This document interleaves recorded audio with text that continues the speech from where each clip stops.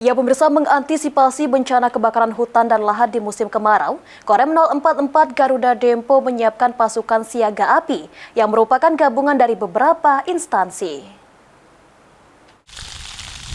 Kebakaran hutan dan lahan yang masih terjadi di Sumatera Selatan terus diantisipasi oleh TNI, dalam hal ini Korem 044 Garuda Dempo.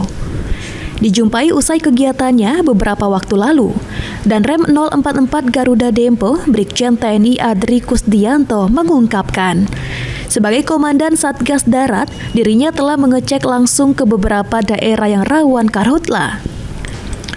Untuk mengantisipasi agar karhutla tahun ini tidak parah, Korem saat ini menurut Danrem menyiapkan pasukan siaga api, di mana personilnya terdiri dari anggota TNI serta unsur lainnya dari pemerintahan. Nantinya pasukan siaga api menurut Brigjen TNI Kusdianto akan dikoordinasikan dengan Kodim jajaran Korem 044 Garuda Dempo. Menyiapkan siaga api, kebetulan Komandan Korem ini sebagai komandan pemadam kebakaran, pemadam api.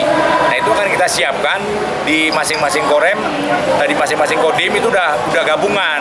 Ada anggota Kodim, ada kepala desa dengan masyarakat desanya, BPBD dengan Forkominda setempat, tingkat kabupaten kecamatan.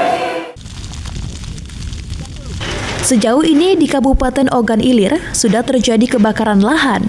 Walau masih tergolong kecil, namun pasukan pemadam karhutla terus bersiaga mengatasinya. Tim Liputan, PAL TV.